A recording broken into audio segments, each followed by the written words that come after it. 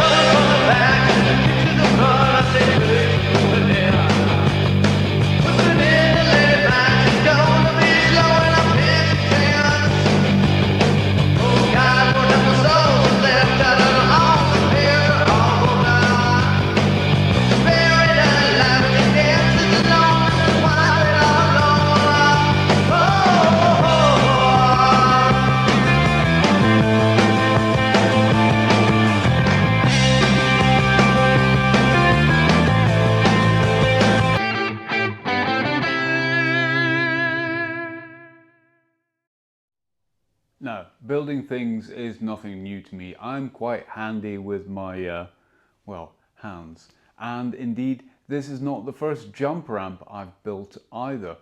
I did once build a jump ramp for the kids and Sophie a few years ago, but I built it kinda wide so they wouldn't miss it, and I built it kinda small so it wouldn't be intimidating. Here's some film of the kids and Sophie using it to varying degrees of success. Now, the idea behind building that was we could put it up against hills, and if we needed some more elevation, we could get that. It never really happened. The angle was perfect. It was a fairly mellow radius, just enough kick to get you up into the air, but not too much as to frighten small children on hardtail bicycles. That ramp we still got, it's still in the garage. It's, what shall we say, we have outgrown that ramp. As Lux Interior suggested, maybe we should build a new one. A new when? A new one. And indeed, that is what I intend to do. I was sitting at home the other day minding my own business when I came across a video from one of my favorite producers on YouTube, an Aussie guy who calls himself Cutlaps. Not quite sure what that means. Sounds like cutlass, which is a kind of sword that pirates might use. Anyway, Mr. Cutlaps has put up plans for a kicker ramp. I took those plans directly and put them into use. Here's the wood we bought for the ramp, and coming up is a video of me cutting the wood to make it ready to bolt together. There's one particular bit that I was not too keen on, and that was cutting the radius. Now, I've got all kind of saws at home, including a jigsaw. That's that sort of thing, the blade goes up and down, but that was never ever going to work in thick wood.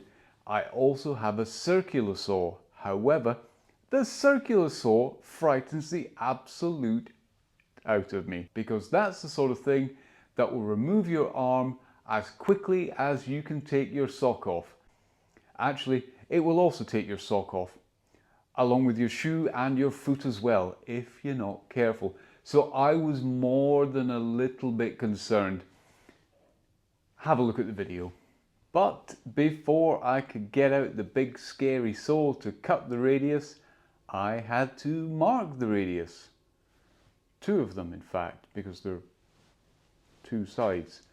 And the radius was 5 meters and 6 centimeters long. So that meant a 5 meter, 6 centimeter long piece of string and the pen. And it kind of worked like this.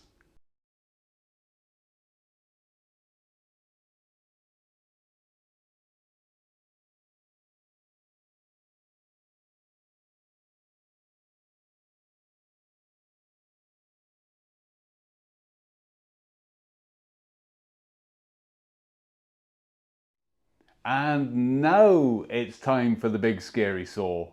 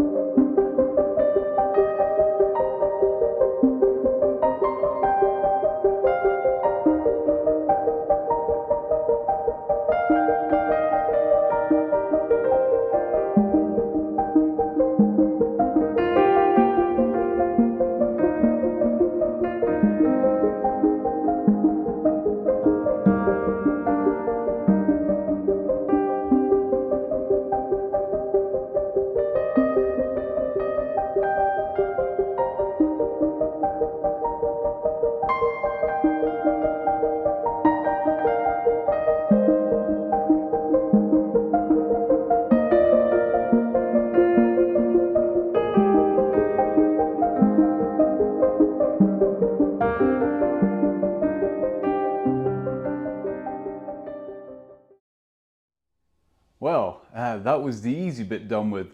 Cutting all the slats, nice and thin, circular saw straight through like a hot knife through potatoes.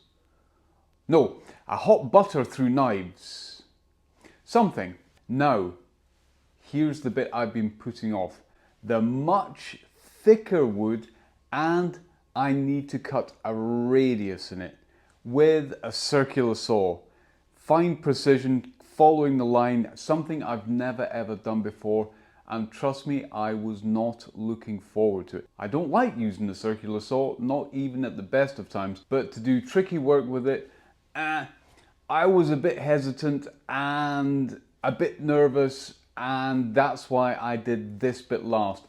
But coming up now is all of the tricky or trickier work with the circular saw and the big thick wood.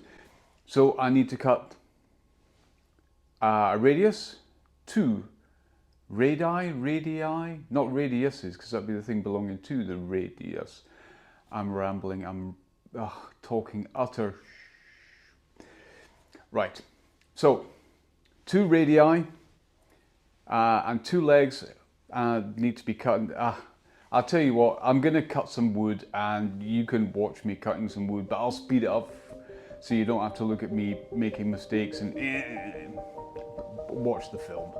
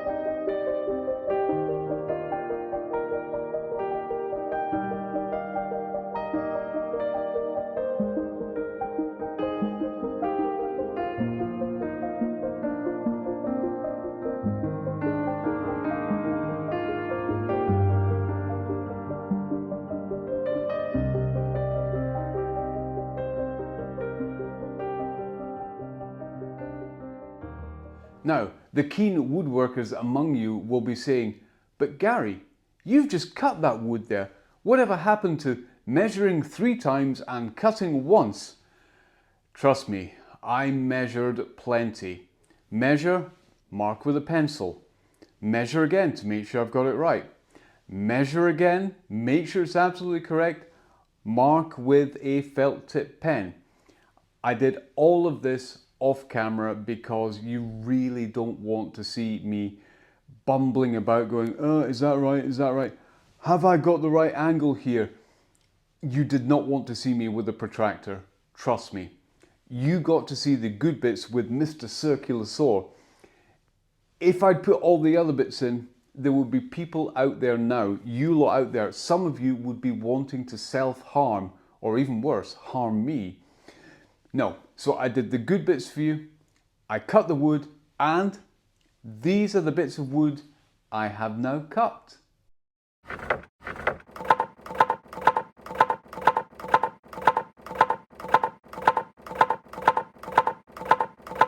Okay then, all the pieces of wood are cut. Now the fun bit, it's the assembly. We've all built IKEA furniture before. Well, how different is this going to be? How hard can it be? Let's have a look, shall we? I've marked out the first one and I'm going to drill a pilot hole.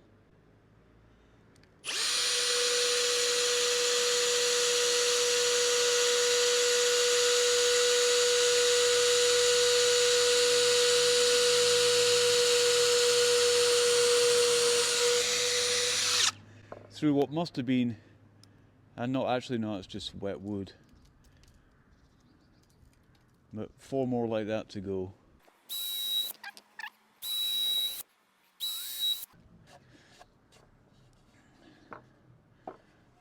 Did that go all the way through? Yes, it did.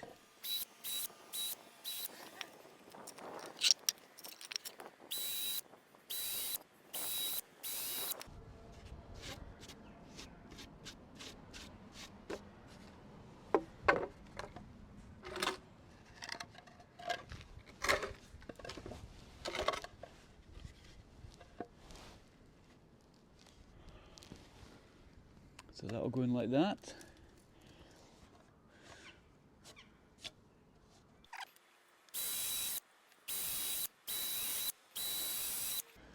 Okay, that's that bit done. I have to change this out and start screwing things together. T27 bit and some fairly chunky screws. And these should now just pop into their designed holes. Not designed, tucked, deined stuff. Right. Try not to trap my hand. More power, Mr. Sulu.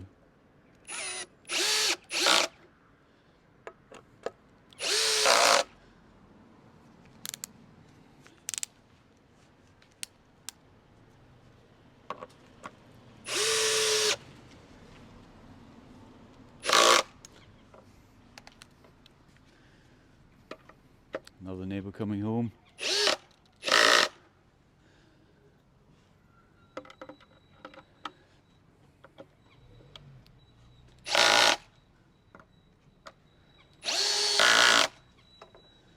I need more power.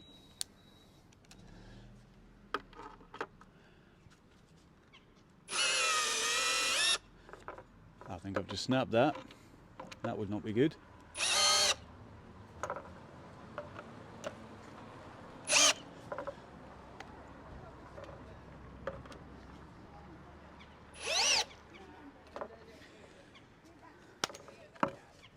No, that's good. That's fine. That's solid as. The neighbour's chatting away. Hope you can't hear it.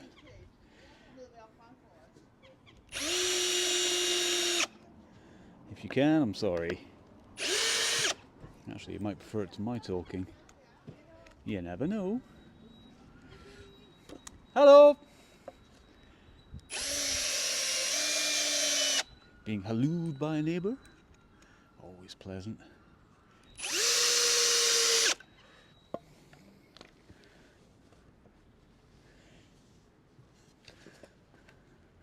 Right.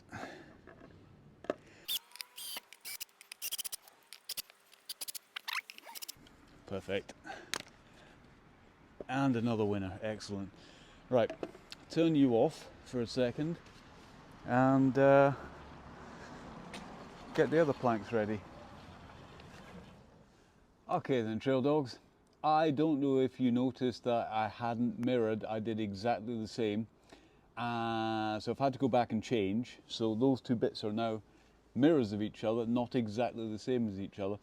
If you did see me making that mistake and you didn't tell me why, or didn't tell me I'd made a mistake, please write in the comments. Right, I've done some pilot hole drilling in my stringers and my slats. I'm now going to screw the whole thing together. I have a drill and everything. And some screws. Well, it will stand up.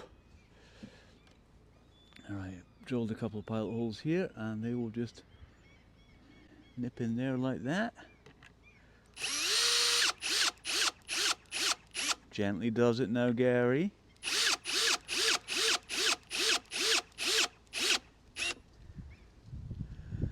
That's looking pretty good actually. I surprised myself. Right, important thing with woodworking is not to go too mad. The more pressure you put on these bits here, the more prone they are to splitting. Now, if I now pick this piece up here,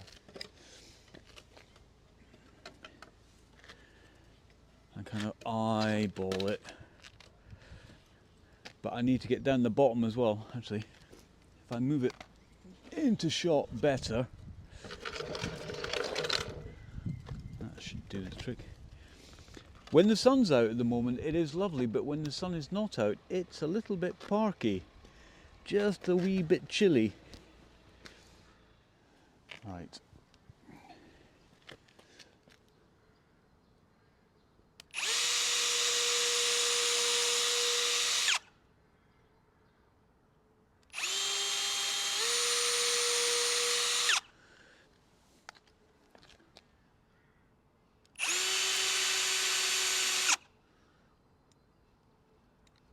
Right, that's just pushed itself up a bit, so it's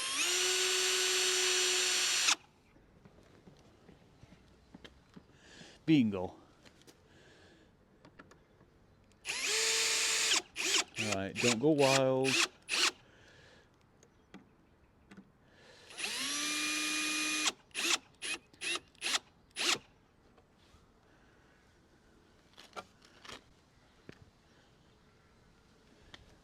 Solid, right.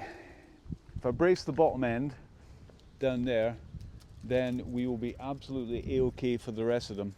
So I'll do one on the bottom, but that's just going to be a quick in. I'm not going to drill a pilot hole for it, because it's just going to be to stabilize it while I put the rest of them in. Okay, then pilot holes are drilled. I've had slightly longer pause than I expected to. My neighbour keeps coming out and chatting to me. I didn't realise that he used to be a boxer, but he showed me photographs of him when he was a boxer and his fights and his knockouts. He's 83 and he's not completely goosed, so good for him, but he is kind of delaying me somewhat.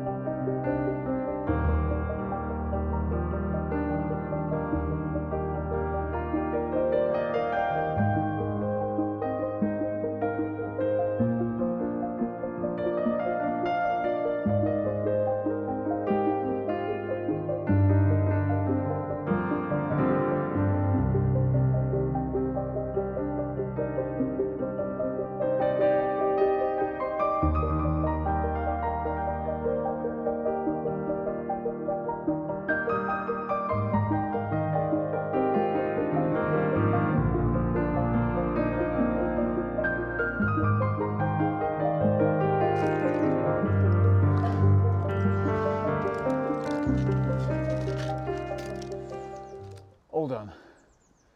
Shall we jump it?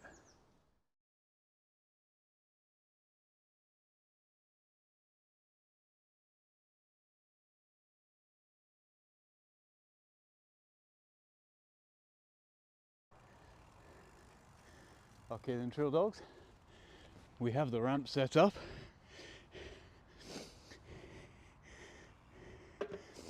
Let's see if it works. It looks good in the sunshine.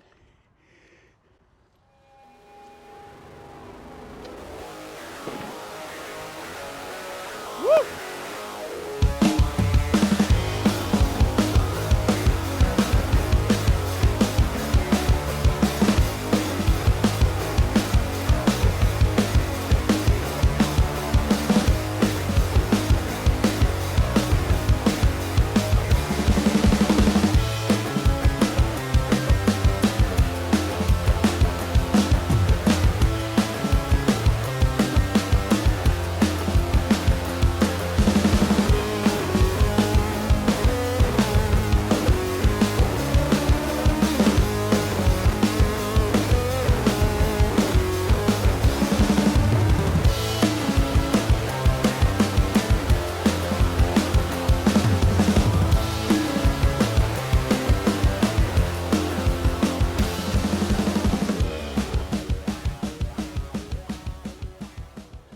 Alright, trail dogs, do as Lux Interior suggests and go build one.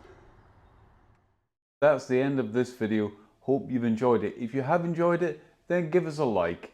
Subscribe if you haven't subscribed, and don't forget, if you did see me cocking up, please say so in the comments. I was going to leave the last word to Lux Interior because after all it was his idea, but he's a little bit strange.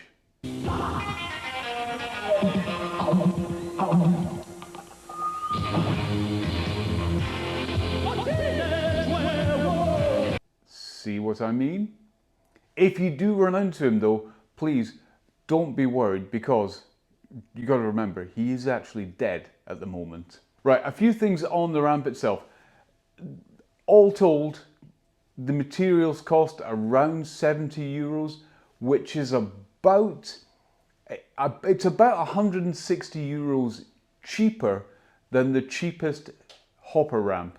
So it's well worth it, although the hopper ramp is much more compact when you pack it all together. It was good fun to build. It's a good ride. I will put a link, possibly not immediately, but I'll put a link in the description to the plans. If you don't have sufficient carpentry skills, I'm sure you could take those plans to a local carpenter who would make it up for you for a reasonable price, I hope. Anyway, that is the end of the film. Hope you've enjoyed it, and just remember, my name's Gary, so you don't have to be.